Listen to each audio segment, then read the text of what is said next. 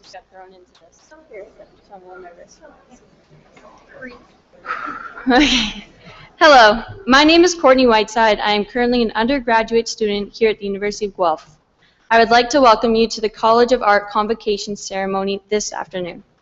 The University of Guelph is honored by our graduates, and we take great pride in this convocation. I'd like to tell you a little about the proceedings today. The ceremonials used for conferring degrees have evolved over a millennium, and the gowns and hoods represent that history. In general, the gowns for the baccalaureate and magisteriate degrees are black, and the color of the hood is different for each degree program. The doctorates at the University of Guelph have a bright blue gown, and the honorary degrees are an even brighter color. The University of Guelph crest that you can see on the curtains behind me and shown on the cover of the Convocation program also represents our specific history. The emblems in the crest show links with the Royal City of Guelph through the white stallion above the connection to the liberal arts through the book, to the sciences through the astrolabe, and our connection to abundant and agricultural through the cornucopia. The University of Guelph motto, Rerum cognoscere causa, is a quote from Virgil. It is variously translated to be either, happy is the one who is able to ascertain the reasons of things, or perhaps to know the meaning of things. The procession of the people into the hall are also influenced by an ancient tradition. The piper will herald the start of the procession of graduates, the students who are coming to graduate today. This will be followed by the arrival of the mace leading the platform party. The mace is a symbol of authority of the university and will be carried by the beadle. In medieval universities, a beadle is chosen by the instructor to work as an assistant. Today, the beadle is the ceremonial officer of Senate. Following the beadle, the mace is the chancellor, president, members of the administration, and the honorees, fellows of the university, members of the board and senate, and members of faculty and staff. The degrees will be conferred in the order that you see in your program. The degrees are separated by categories, representing the specific degree being awarded within the college. The name reader will announce the degree being awarded at the start of each category. As the name of each student is called, the beadle will place the hood over the recipient's shoulders. This moment will be videotaped and technology willing. There will be a simultaneous live webcast of the event to allow family members and friends to watch from a distance. The chancellor will then confer the degree. We understand the joy and excitement accompanying such an auspicious occasion, but we ask that you hold your applause until after each group of graduates has crossed the stage. There will be an opportunity for truly thunderous applause after each group has graduated. Once all the degrees are confirmed and all the cheers are cheered, the president will close the ceremony and a recession will play. Please remain standing during the recessional until all the platform party and all the graduates have processed out of the hall. May I be the first person to congratulate the graduates on the various successes and offer my congratulations to the family and friends who are here to support them. Welcome to the Convocation of the University of Guelph.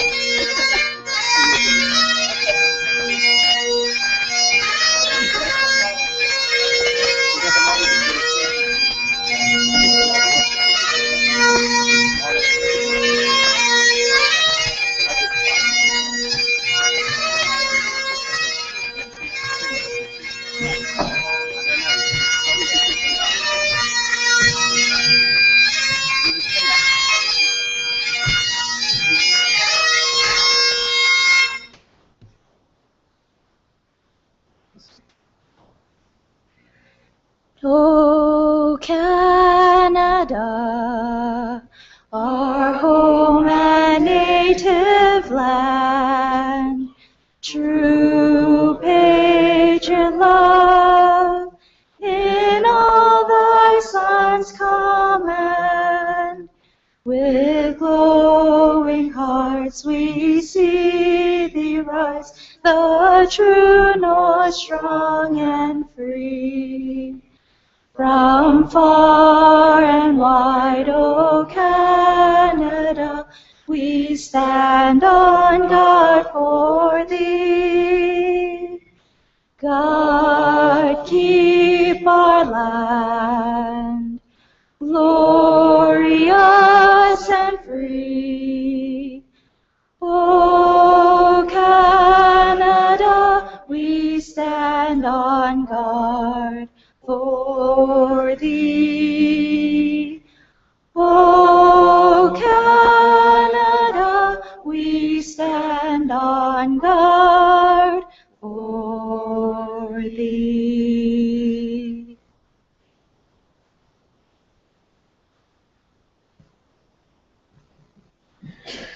The University of Guelph would like to acknowledge the Attawandaron people on whose traditional territory the University of Guelph resides, and to offer respect to our Haudenosaunee, Anishinaabe, and Métis neighbors as we strengthen our relationships with them.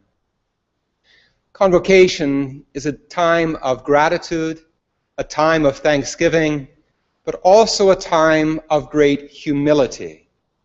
Convocation is a time that we recognize that none of us can make accomplishments like this on our own. We need each other. Indeed, we are connected to each other.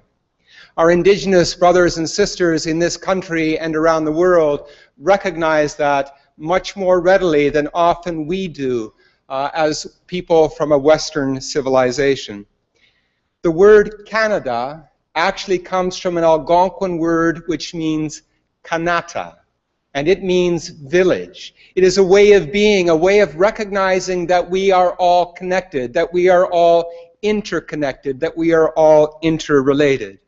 And it is experienced, that sense of interconnection, interrelation, today, on this day of Convocation. Everyone who crosses this stage does so with the recognition that they are not alone.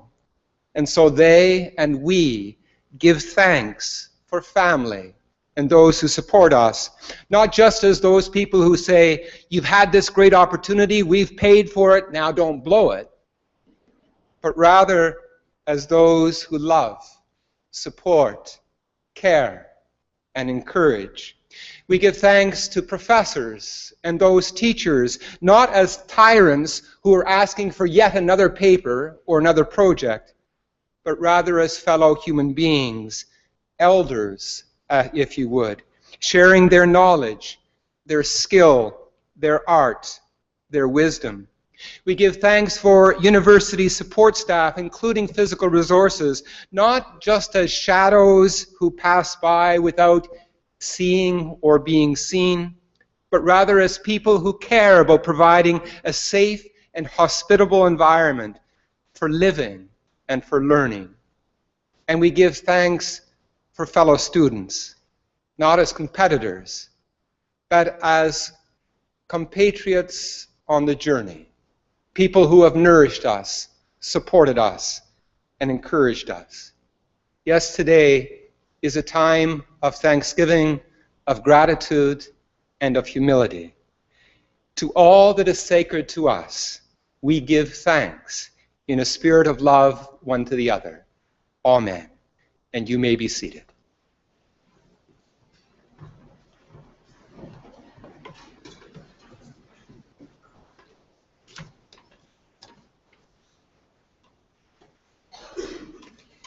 Mr. Chancellor, Mr. Vice Chancellor, members of the board, fellows, faculty and staff, family and friends, and graduands, welcome to the celebration of Convocation at the University of Guelph. I'd also like to extend a special welcome this afternoon to our honorary degree recipient, Jean Tihe, who will be formally introduced to you in a moment. I'm Maureen Mancuso, the Provost and the Vice President Academic, and I'm privileged to have the honor of opening this ceremony on behalf of the university. And I'd like to officially congratulate you, our graduates, on your momentous achievement. I hope you will take a minute, though, and join me in thanking the many people, family, friends, and mentors who have supported, encouraged, and assisted you in the pursuit of your studies.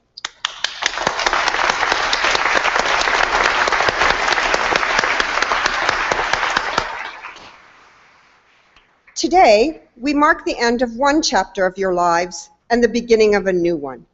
You made it here today through years of effort and hard work. Now it's time to turn towards other goals and new challenges of increasing complexity and impact.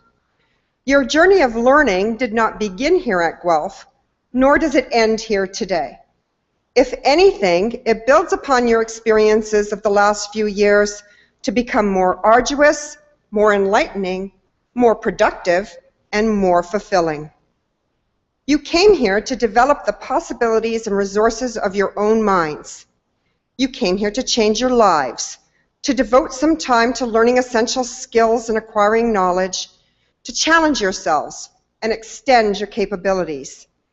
Here, in our community of scholars, you had the freedom to learn about the world and to learn about yourself. We hope you learned a great deal about how you will fit into and affect the world. We hope you see your path more clearly and that you see how your contributions on that path can lead to a better world. We have tried to help you prepare by opening your eyes to ideas you might not have encountered, cultures of which you are unaware, perspectives that sometimes complement and contrast with your own. We have tried to help you to think critically, to reject simplistic answers to complex questions, and to refuse the empty satisfaction of half-truths and partial solutions. Ultimately, though, we have shared with you one fundamental lesson. There's always more to learn. It's now up to you to start applying that lesson and those skills. We send you forth as representatives of the University of Guelph, and we know you will make us proud, and we hope you're proud to wear the Guelph name. As you probably noticed, even when you were first applying to universities, we eagerly call attention to the exploits of our graduates. Be one of those people whose accomplishments we trumpet. Be someone who makes a mark on the world, someone who demonstrates the power and the potential of higher education. Take this responsibility seriously, because to quote my favorite fake US president, the West Wing's Jed Bartlett, decisions are made by those who show up. So now I say to you graduates, flush with the pride and powers of the finest education we know how to provide, show up. Show up in your own lives and live them critically, live them wisely. Show up in the lives of others, family, friends, and strangers, and make them better, directly or indirectly, however you can. Show up in the world, not just as pictures on Facebook, but as someone who makes a difference, even if that difference is harder to discern and doesn't go viral on YouTube. Most especially, show up as caring, active citizens of your country, your city, your world. And that today means voting in the provincial election. Wherever your future leads you, please don't forget that even though you may no longer be on campus, you are still part of our community. Your association with Guelph, like your journey of learning, is lifelong. We hope you will feel welcome to return from time to time to share your experiences and accomplishments with your fellow alumni, your former professors, and the future students who will follow in your footsteps. And so once again, I bid you welcome.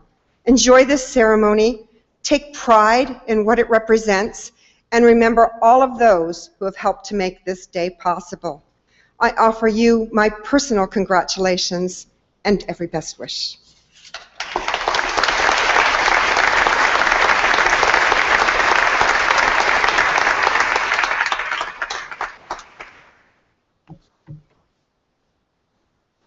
Mr. Chancellor, on recommendation of the Senate of the University of Guelph, it is my great honor to present to you Jean Thayer for the degree Doctor of Laws, honoris causa.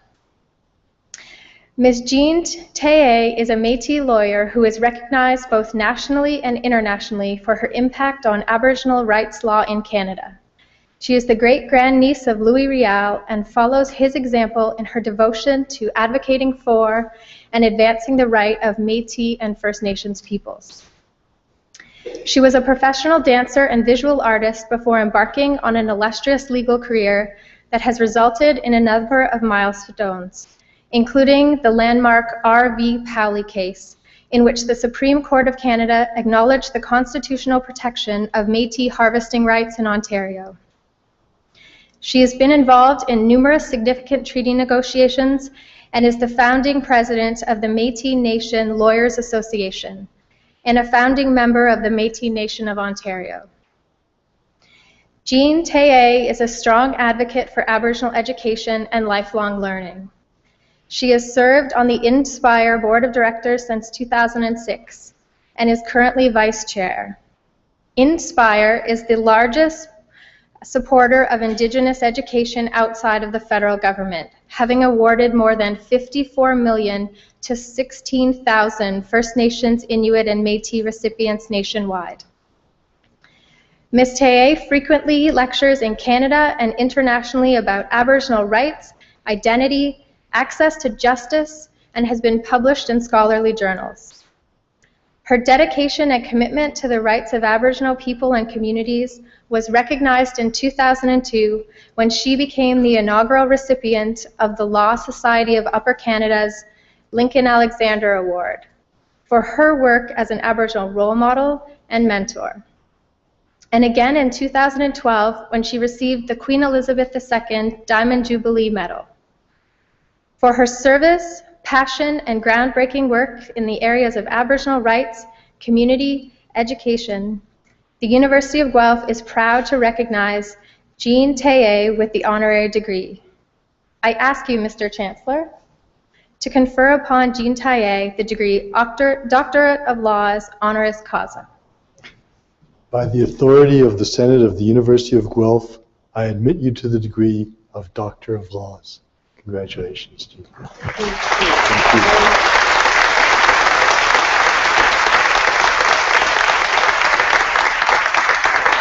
Dr. Jean Thayer will now deliver the convocation address.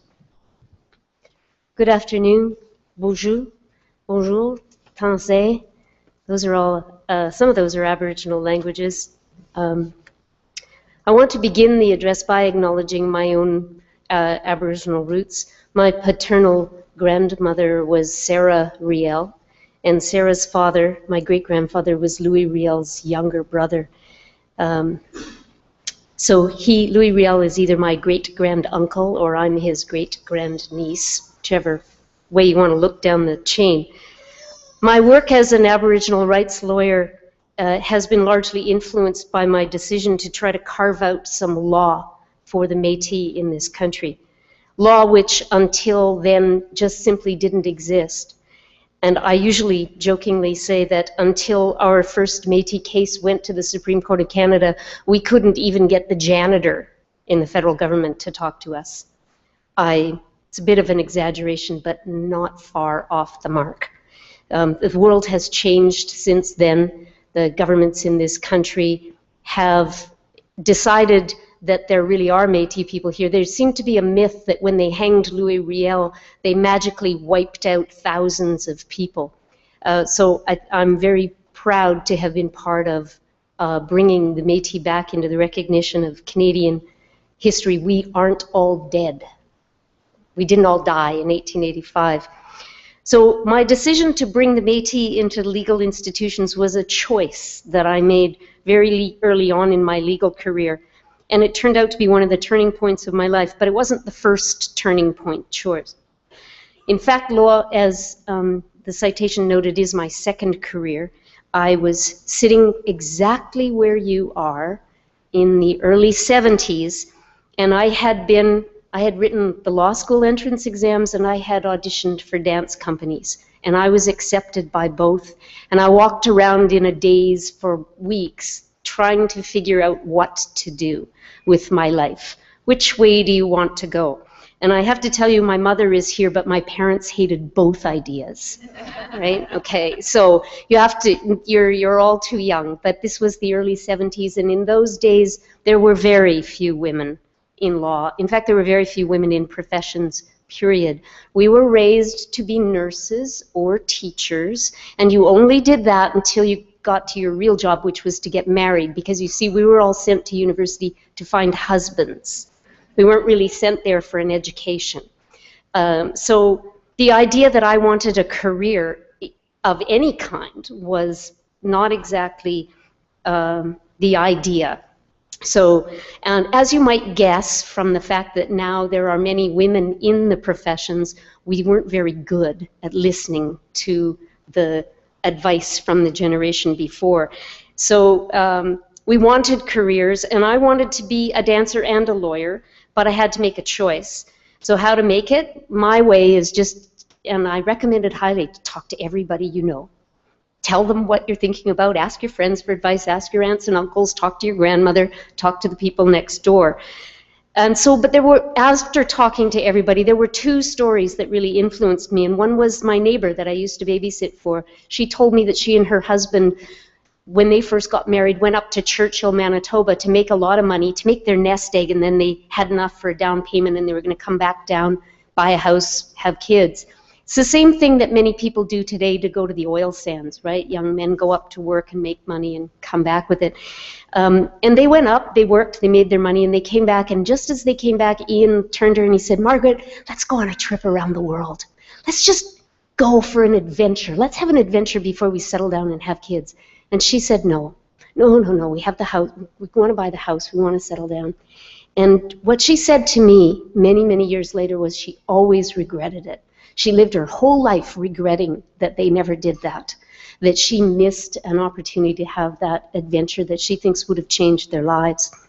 The second story was another story of regret, comes from my dad, who everybody always said was a great athlete. Oh, your dad could have played in Major League Baseball. Oh, your dad could have played in the NHL. Unfortunately for him, the Second World War got in the way. And he lived a life of regret too, but his was toned differently. Margaret was more, I wish I had, and he was more of a braggart. I could have been a contender.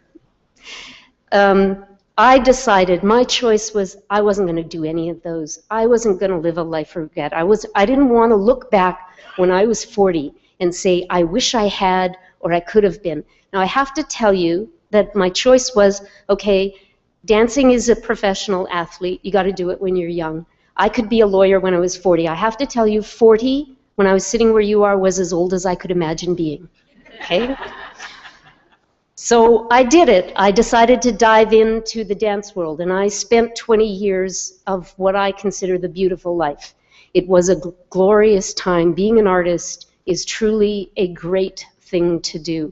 To be a creative person, whichever, music, dance, theater, art, sculpture, it doesn't matter. That kind of life is a beautiful life. Now, my career, to quote John Gray, I was not the star of my dreams, but I wasn't the flop of my fears either. I got to dance in a great company, and I had wonderful parts, and I toured around, and I loved the life. But by the time I was in my mid-30s, my body was starting to scream at me, and I knew it was time to start thinking about something else. I tried producing and directing, but quite frankly, I am administratively challenged, and I don't like that part of work. So I decided that I would, and I had put my law dreams totally asleep. While I revived them, wrote the law school exams, and went to the University of Toronto.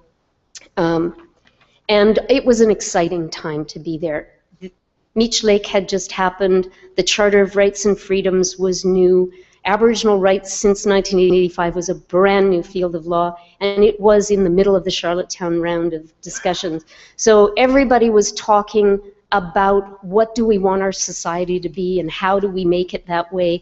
And that is what constitutional law is. It is the rules of society. It's about what do we want this place we call Canada to be? What kind of world do you want to live in? Do you want to live in a world where we look after our sick and our old and our people who are mentally needing us? Or do we want to shunt them aside and leave them without help? These are the big questions of our society.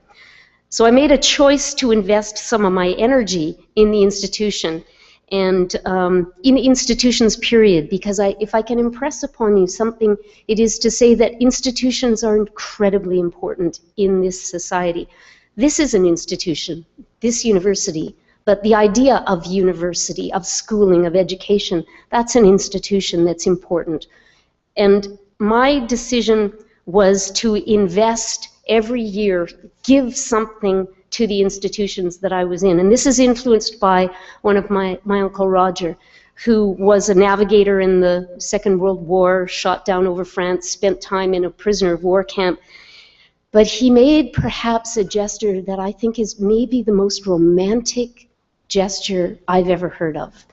What he did before he went overseas was he went to a florist in St. Boniface, Manitoba, which is where we're all from, and he arranged to have a single red rose delivered to my aunt, his wife, every Friday while he was overseas.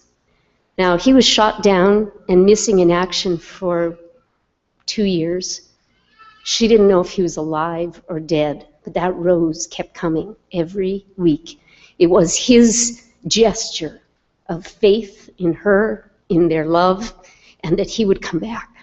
So to me, I've adopted that as my symbol. So when I'm in an institution of any kind, I decided that I would plant roses wherever I went. So first year that I was in law school, I created a logo for the Native Law Students Association because I'm an artist. I drew and designed and created a logo for them. They needed one. The second year, I created a duplicate of the two-row wampum belt, which is a symbol of how Aboriginal people believe the law should be in this world, that you don't have to absorb everybody in you. As long as there is respect and honor and integrity and truth in dealing with each other, you can have different systems of law. You can be working together. And in the third year, I created the Aboriginal moot, which is a tradition that is there for all kinds of other disciplines, but wasn't there for Aboriginal issues. And that moot just celebrated its 20th anniversary in March with 15 law schools participating. So I was pretty proud of that. These are my roses. They don't have my name on them. They don't have it. They don't do anything like that. They are just given to gift as a gift. So I want to tell you one more story before I wrap this all up. But this is a story. I was very privileged a few years ago to hear General Romeo Dallaire tell a story about his time in the Rwandan War. And he said that he believed there was something uniquely Canadian, that we have a moral fiber. There is something about us that's different. This is a man who was commanding 5 separate armies, Americans, Belgians, French, Dutch, and Canadian soldiers, young people like yourself. They were your age. And he said they were going through Rwanda chasing the rebels, and in the first few villages, everybody in the village was slaughtered. And it was a devastating thing, but they kept plowing through, trying to catch them. By the time they got to the 4th village, some of the people were actually still alive, badly wounded, but they needed help. The American army plowed through. The Belgians plowed through. The French plowed through. The Dutch, they at least slowed down to try and get on their phones to talk to their higher-ups to see whether they should stop and help these people. And Dallaire turned around to try and talk to the Canadians, and he said they didn't even stop. They were already in the ditches. Those young men and women from Canada, they were already in the ditches helping those people. at some risk to themselves because there was blood everywhere and there's HIV everywhere and AIDS everywhere. And they dived in and they didn't ask for directions because they knew the right thing to do. And General Dallaire said, this is what all the world should be like. And these were young Canadians. They didn't need anybody to tell them. They just knew. I thought it was a very inspiring story, and I believe that it's right. I think it's true that there is a Canadian spirit of sharing and of giving back, and that is the most important thing you can do. You learn everything the best you can, you do the best you can, and then what you've learned by way of truth and beauty and honor, you give it back to your community, and that's the only game on the planet worth playing.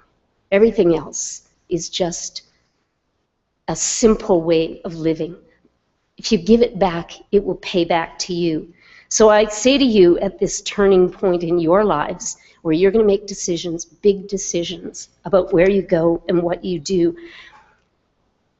Mary Oliver's, the wonderful poet, if you're not familiar with her, has a wonderful line. She says, "What will you do with your one wild and precious life?"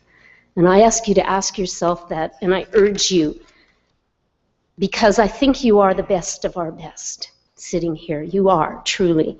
So that's what this great university has trained you to do, to take lead in this world. And I want you to make choices that will be based on that generous, sharing Canadian identity, that you will then be the best of humanity on this planet. And I hope you won't live lives of regret, that you'll take leaps of faith, try things, fall on your face. If you don't fall flat on your face, sometimes you're not doing interesting enough things. You're playing it too safe. Take those leaps of faith, and I hope that you will plant roses everywhere you go. Thank you.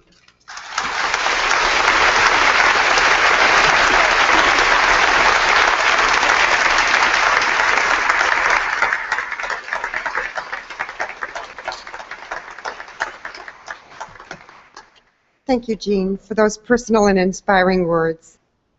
Well, the moment has now arrived. Will members of the graduating class please rise?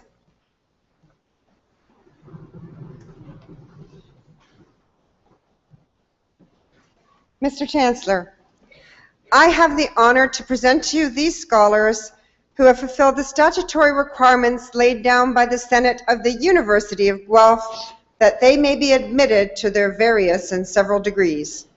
By virtue of the authority vested in me and in the University of Guelph, I hereby accept you for admission to your various and several degrees with all the rights, privileges, and obligations appertaining thereto. Will members of the graduating class please be seated?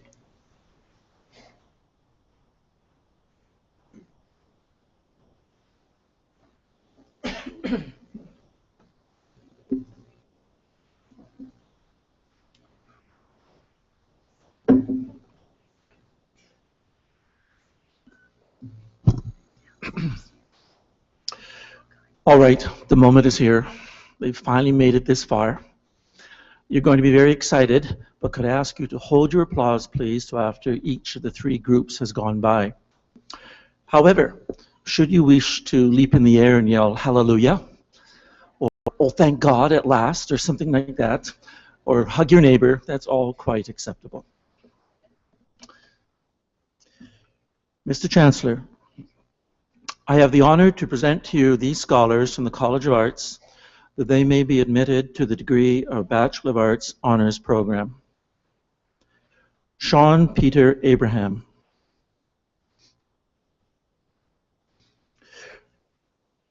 Alida Elizabeth Alemano with distinction.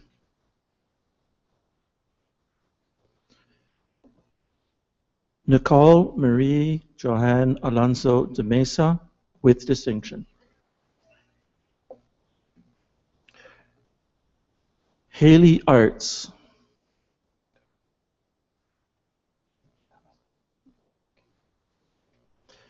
Victoria Caitlin Ballog.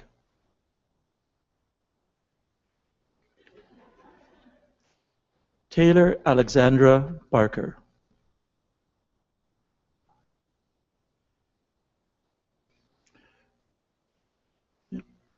Brittany Catherine Balai with distinction. Rachel Elizabeth Black with distinction.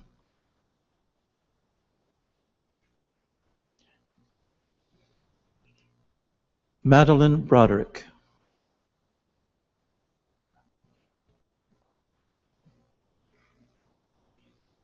Erin Nicole Boudra with distinction.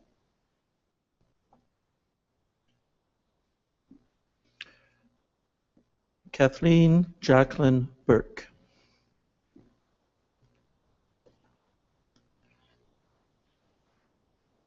Leah Eliza Carlton.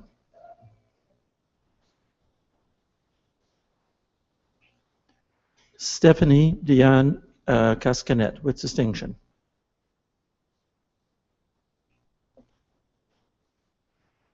Julia Elizabeth Cecile with distinction. Bowie Shu with distinction. Shannon Michelle Church.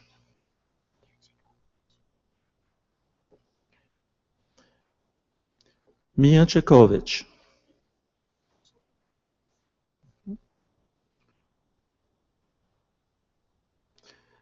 Sheila Kathleen Costello.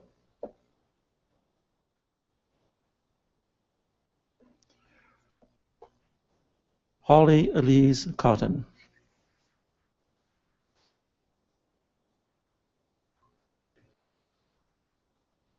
Vanessa Victoria Craig with distinction.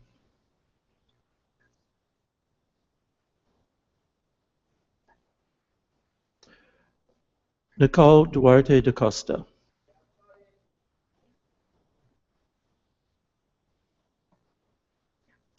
Elisa DeHoop.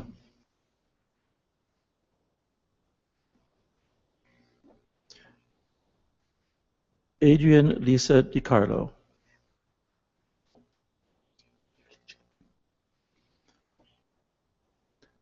Alexandra Di Felice.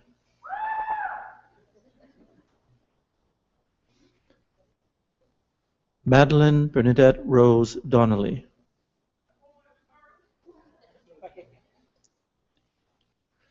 Denny Doss.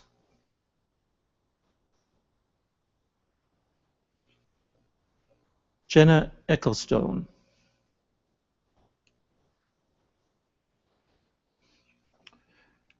Sarah Michelle Edgar.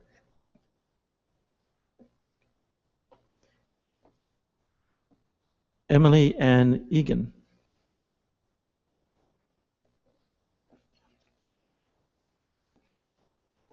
Braden Christopher Etienne.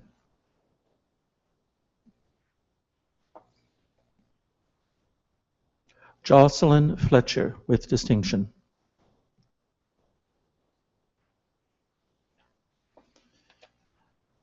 Ashley Ann Freak.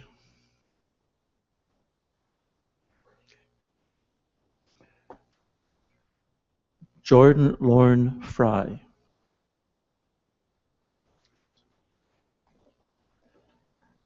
Lisa Marie Fafaro.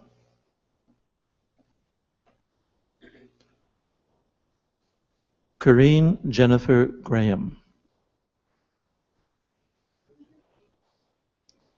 Sarah Catherine Graham. Elizabeth Ann Grant with distinction.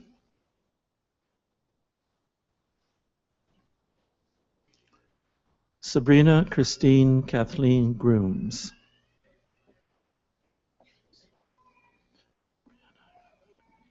Brianna Catherine Gubernat Williams with distinction.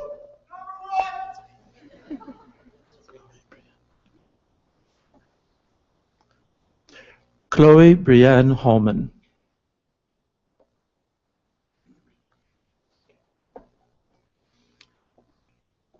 Alicia Amira Hamid.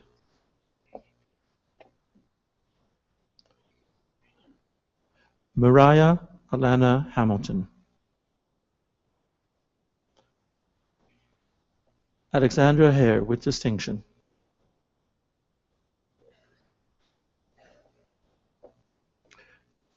Tara Lindsay Henderson.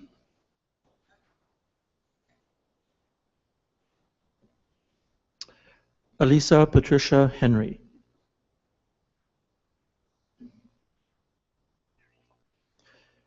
Ariana Jennifer Hogan.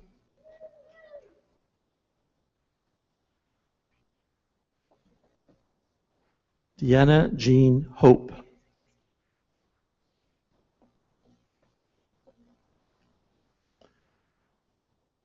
Sarah Patricia Hughes.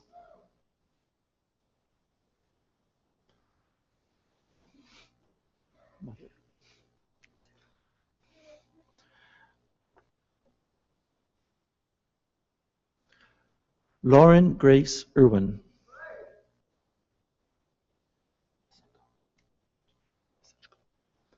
Okay. Magdalena Ivasechko.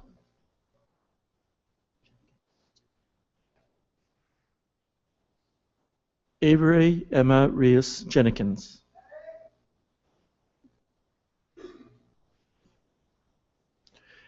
Sarah Jones with distinction.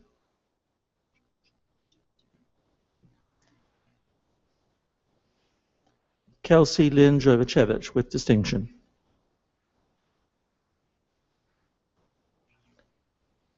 Taylor Alexandra Kelly.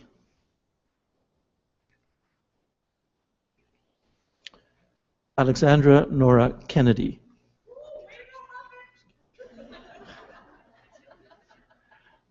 Patrick Joseph Kidrowski.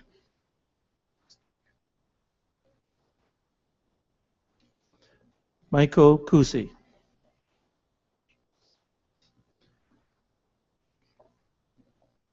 Paul Langis.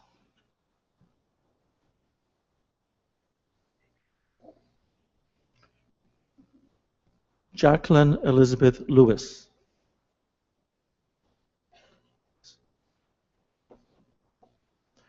Wes Michael Lindinger.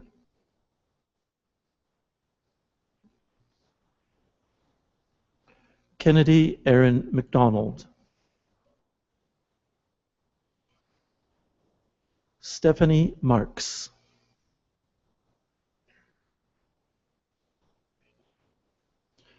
Sarah McGuire.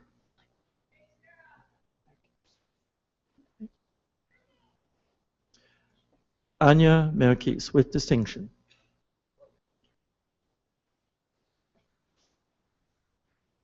Amberly Jacqueline Kathleen Morris.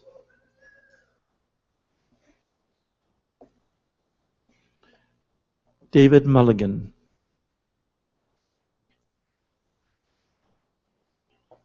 Tiffany Christine Nafziger.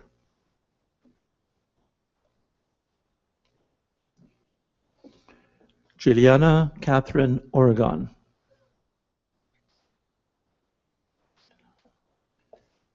Nicole Martinello Orlando.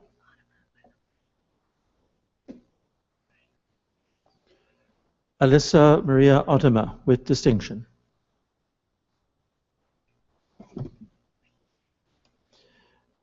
Andrew Pappen.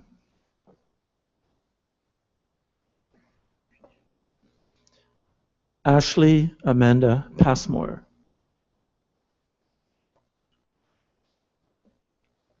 Amanda Carly Penwill.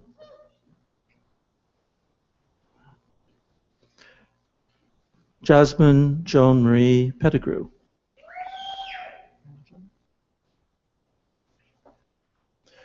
Sarah Ramjan.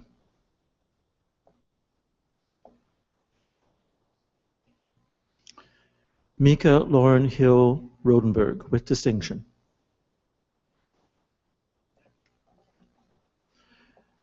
Patrick David Salmers with distinction.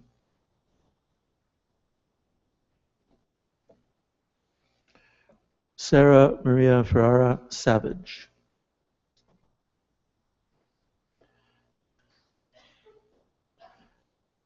Anna Francesca Scola.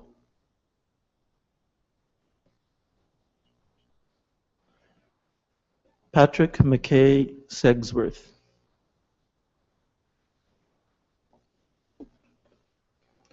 Vincent Shannon.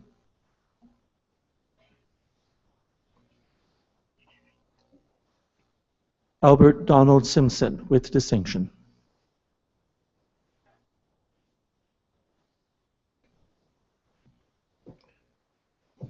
Samantha Elizabeth Smith.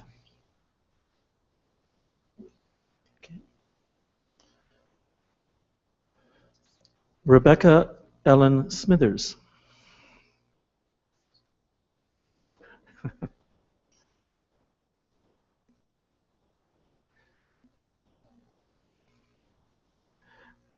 Savannah Louise Snook.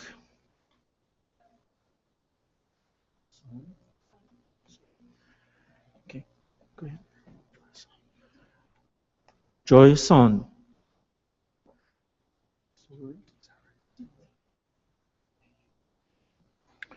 Hudson Brooks Sowery Quinn.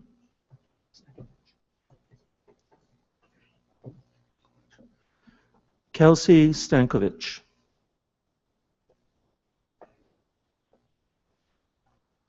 Loretta Ann Steeper.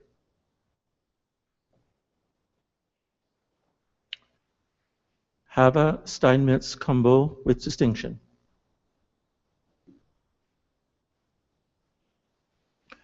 Katrina Rosemary Stubbs.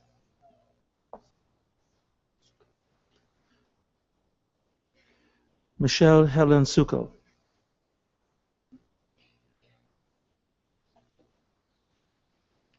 Amanda Elizabeth Sutton.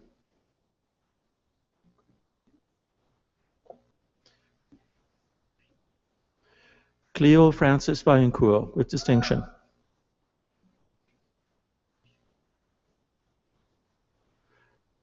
Elise Ann van den Bosch with distinction.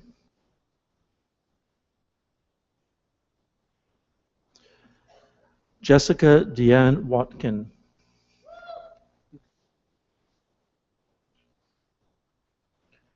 Cameron Wheaton.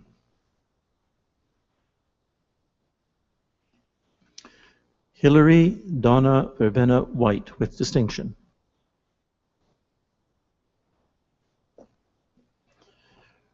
Mark Williams.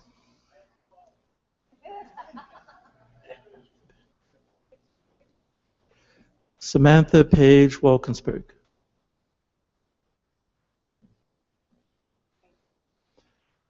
Robert Lawrence Wormold.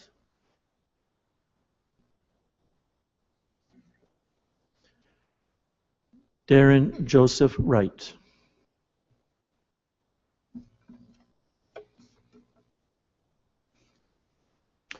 And let's congratulate this group of scholars.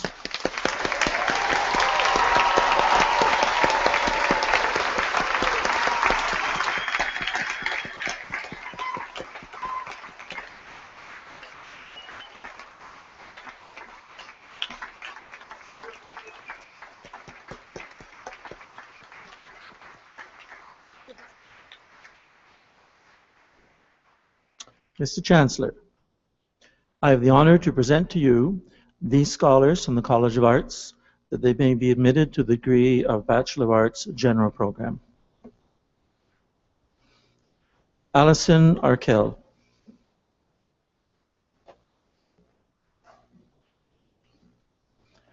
Catherine Connor.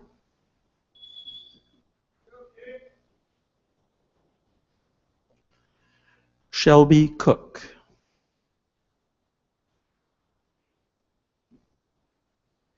Megan Catherine Couture.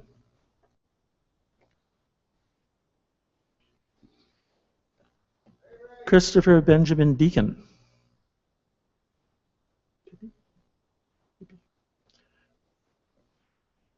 Brody Pippi Dyson.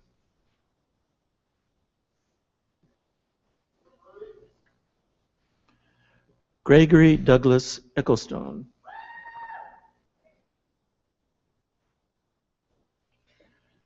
Vanessa Ledwina Farrow.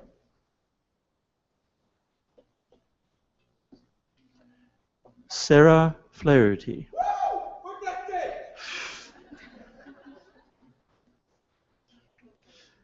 Rachel Giffen.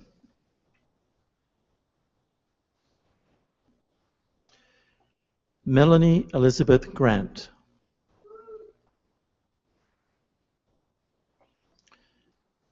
Emma Hillier.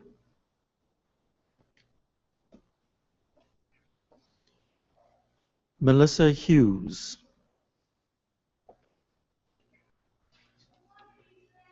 Demetria Patrice Jackson.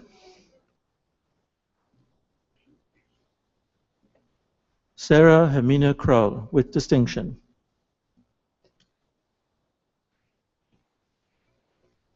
Penny Leach.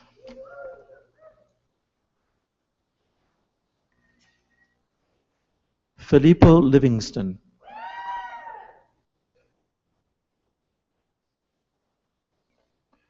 Vincent Lonsdale.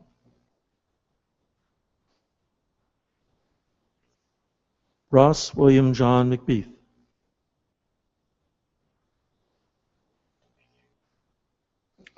Melissa Marietta Cecilia McDonald.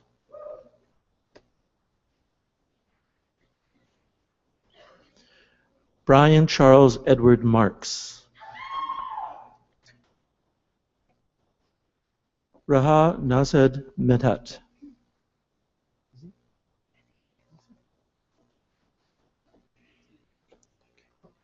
Sarah Joyce Mezzi.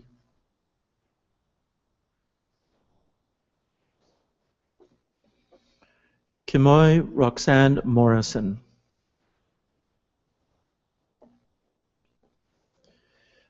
Jessie Elizabeth Murray.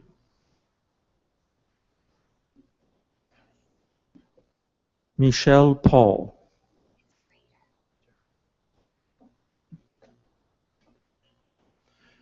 Emma Marie Rader.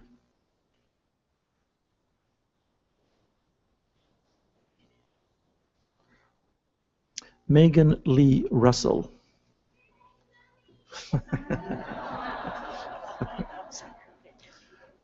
Robin Dara Stalkey.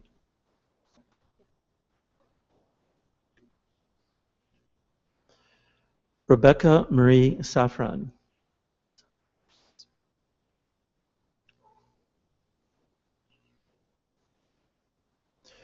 Elias George Tsafaridis.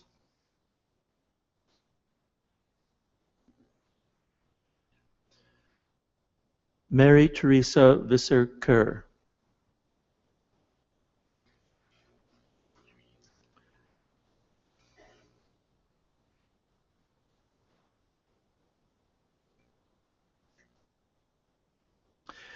Caitlin Walker.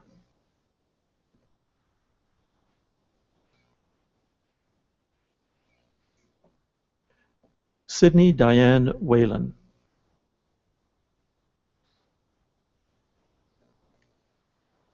Samantha Wood.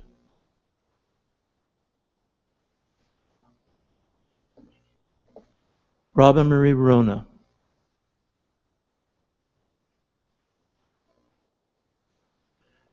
Dakota Elizabeth Yip.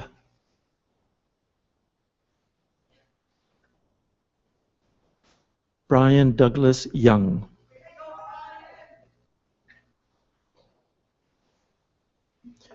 Alexander Harrison Zimmerman.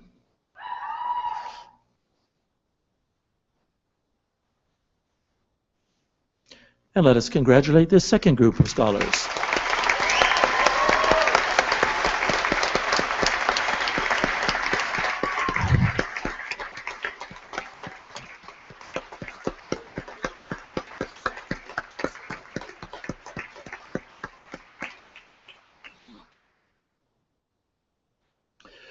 Mr. Chancellor, I have the honor to present to you these scholars from the College of Arts that they may be admitted to the degree of Bachelor of Arts and Science Honors Program. Cassandra Margaret Fritz, with distinction.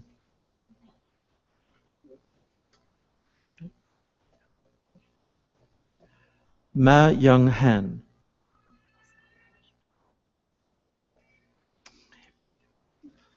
Hosta Hamanwen Shoban Imaswen.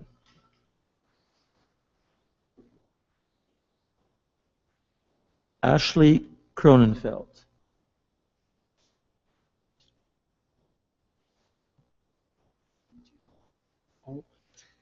Zesty and Jerry Lynn Robinson.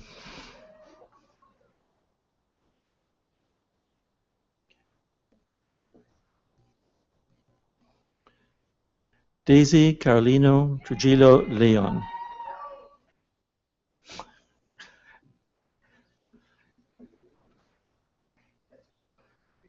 And let us congratulate this third group, including Zesty.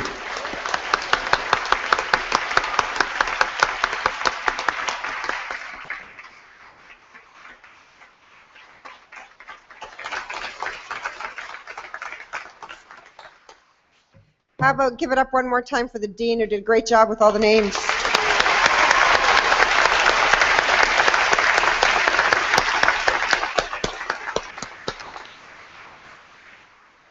Mr. Chancellor, I would ask you to confer the various and several degrees on the graduate listed in the program, but unable to be present at this ceremony. By virtue of the authority vested in me and in the University of Guelph, I confer the various and several degrees in absentia on the graduands not present.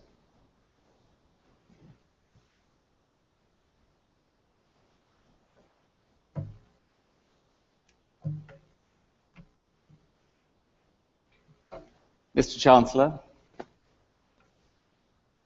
so you actually did it. You finished, and you are now graduates of the University of Guelph. Congratulations. You're also fully fledged Guelph Griffins. And now would be the time to stride away into your new life. But you've got me to contend with before you can do that.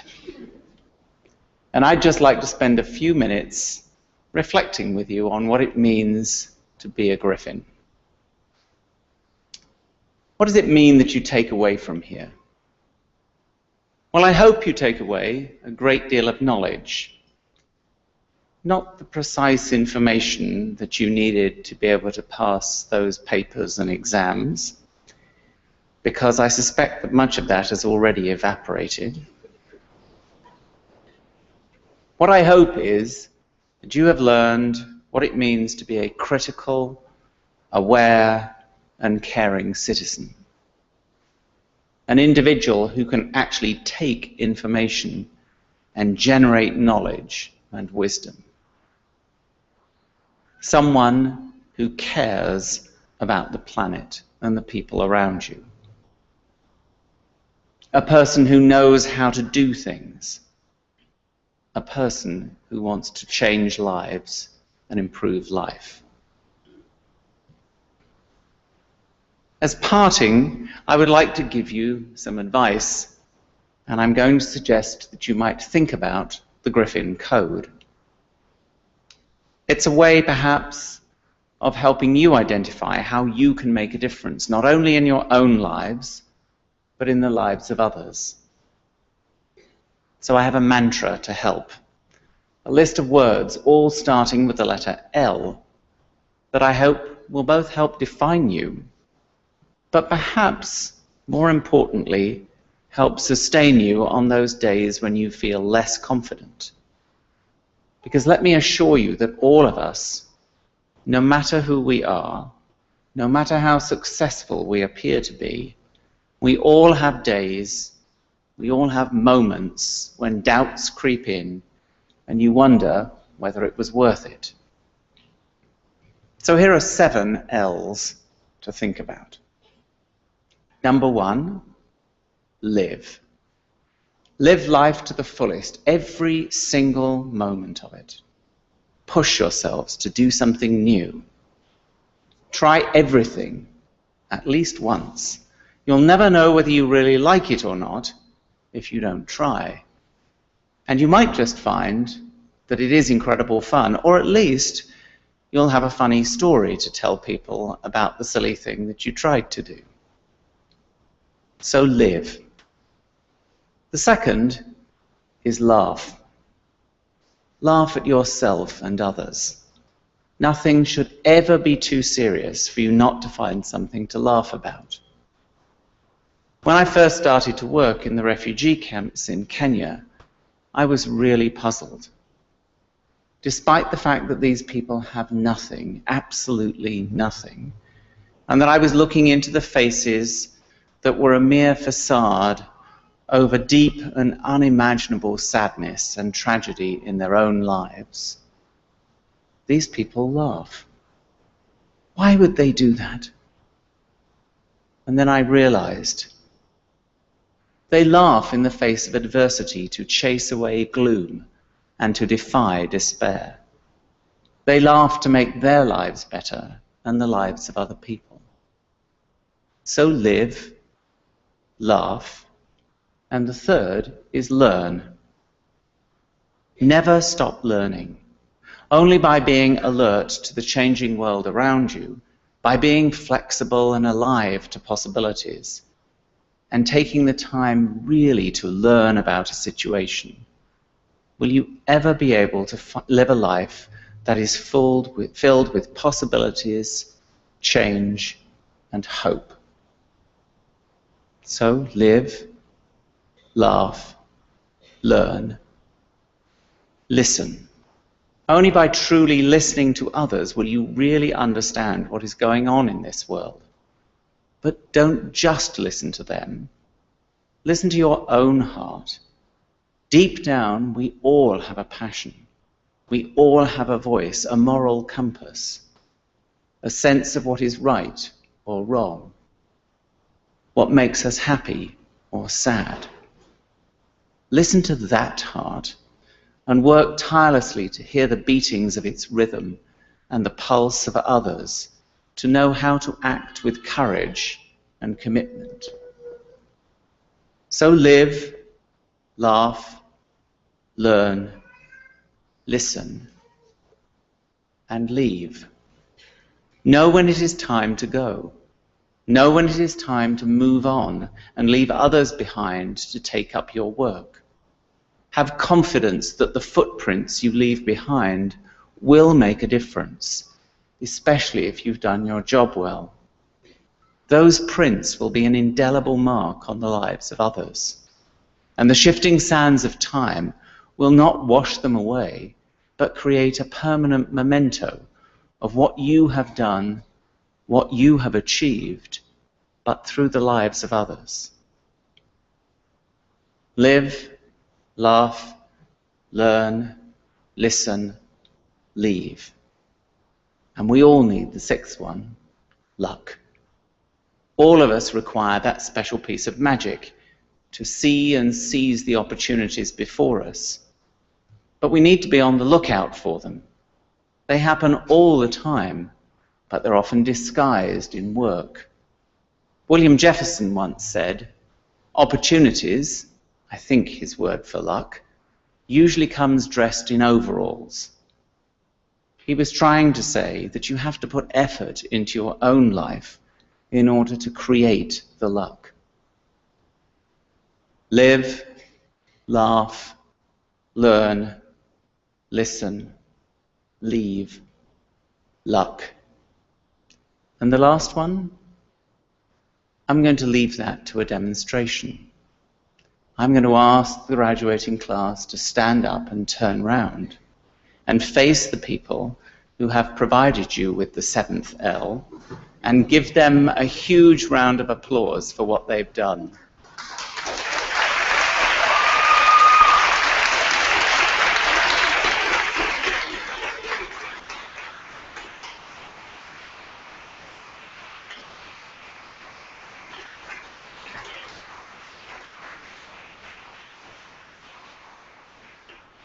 Please sit down again.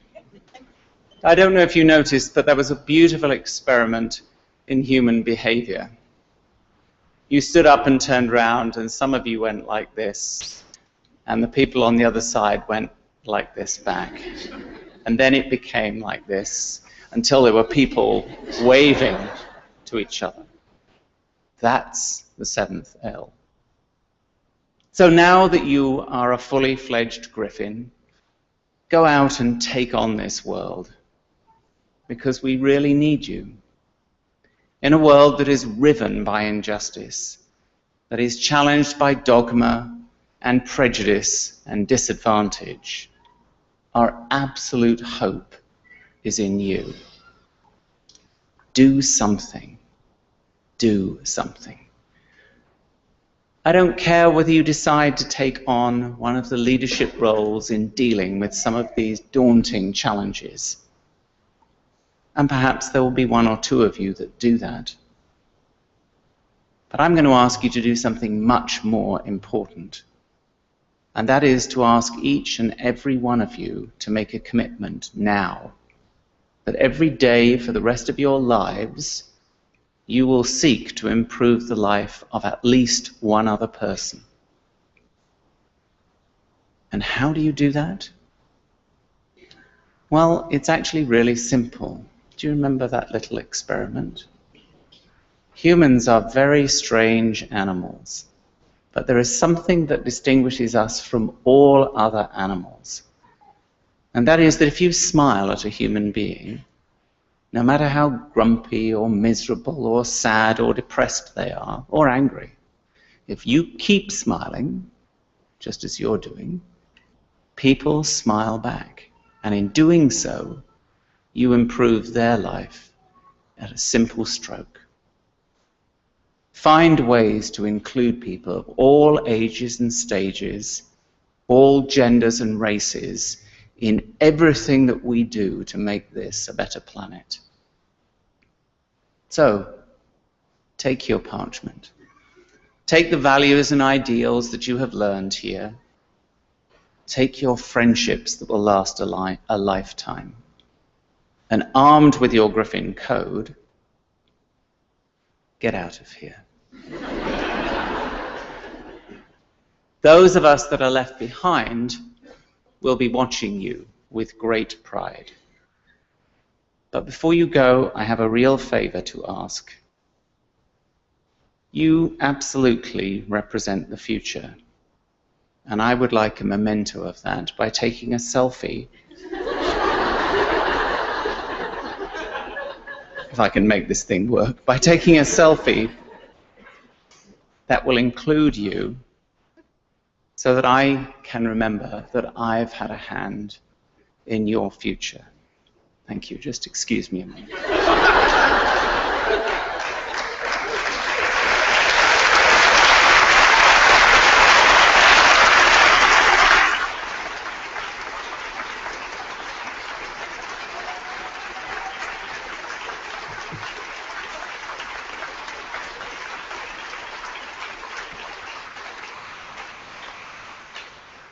Following Convocation, the Dean has made arrangements for there to be a reception in the atrium of the Science Complex, and I really hope that you'll take the time to go and share with family and friends.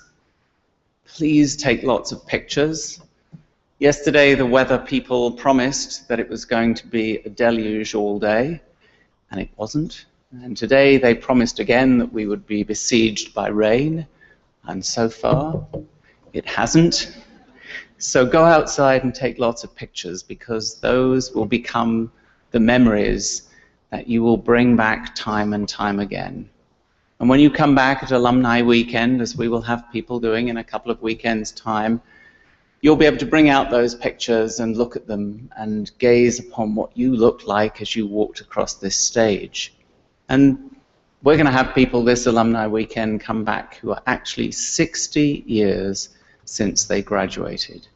And I bet they'll do the same as all the others and say, you haven't changed a bit.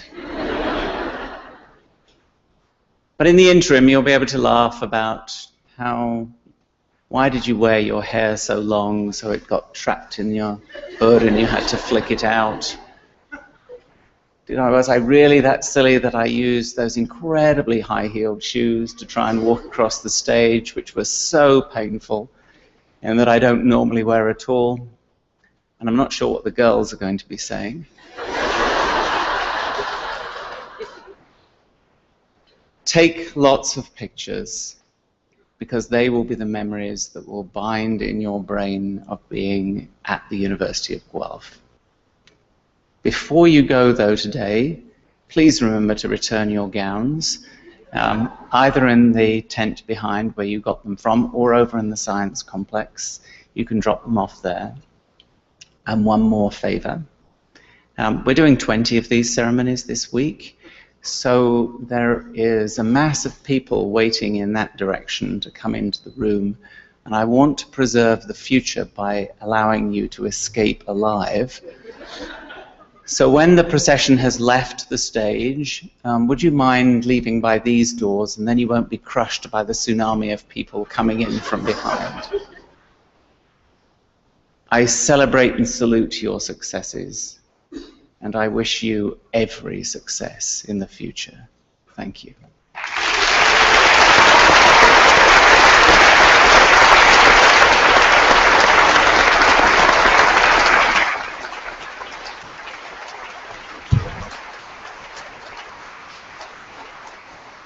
Convocation is dismissed.